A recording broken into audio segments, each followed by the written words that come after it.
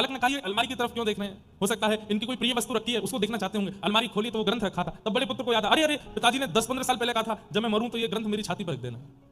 जैसे ही वो ग्रंथ भक्तमाल जी का उन सेठ जी के हृदय पर रखा, हे कृष्ण हे कृष्ण हे कृष्ण कहकर के उनका शब्द प्रकट हो गया, कंठ बिल्कुल आनंदित हो गया। आहा, हाथ मानो जैसे नृत्य की भंगिमा बनाने लगे।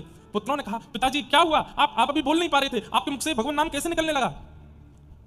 उनके नेत्र सजल हो गए, बस हाथ जोड़ के चारों ओर देख रहे हैं। बोले, पिताजी कौन दिख रहा है? तो वो बोले, थोड़ी देर पहले यम के काले काले दूत खड़े थे, मेरे गले में रस्सा उन्होंने बांध दिया था और मुझे खींच करके नरक ले जाने को कह रहे थे, इसीलिए मेरा स्वर नहीं निकल रहा था। लेकिन ये ग्रंथ मेरे चित्त पर रखते ही वो यम के दूत अंतर ध्यान हो गए। बोले, अब कौन है?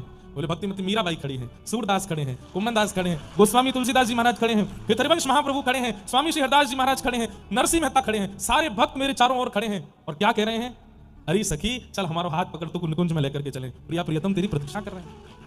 बच्चों अब मैं जा रहा हूं, तुम लोग अपना ध्यान रखना और प्रयास करना। मैंने जीवन में भक्तमाल पढ़ा नहीं, केवल चित्त पर रखा तो ऐसी मृत्यु हो रही है। तुम पढ़ोगे, तुम सुनोगे तो तुम्हारी कैसी मृत्यु होगी, तुम विचार कर लेना। और ऐसा कहकर के भक्त समूह अलवर में एक साथ इतने सारे भक्त प्रकट हो गए और उन सेठ जी को अपने साथ लेकर के निकुंज में पहुंच गए, जहां श्री प्रिया प्रियतम दोनों अपने भक्तों के साथ विहार करें, वो निकुंज है।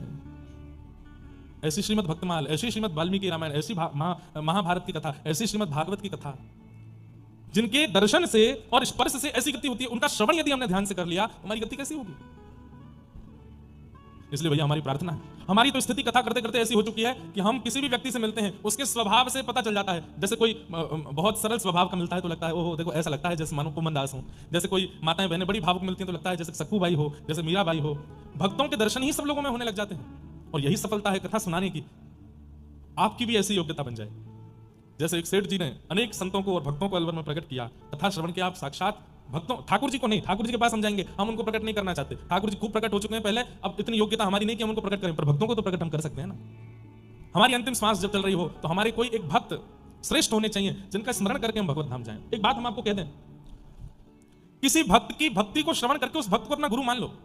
सूरदास जी की भक्ति अच्छी लगी हो तो सूरदास जी गुरु हैं, मीराबाई तो मीराबाई गुरु हैं, उनको गुरु रूप मान लीजिए और उनकी जैसी रहनी करनी करने लग जाइए।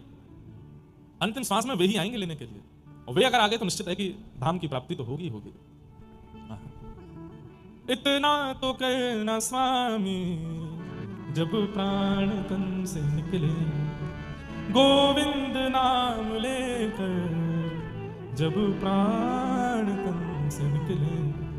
पीतांबरी कसी हो, मुखड़े पे एक हंसी हो, छवि मन में ये बसी हो जब प्राण तन से निकले। इतना तो कहना स्वामी जब प्राण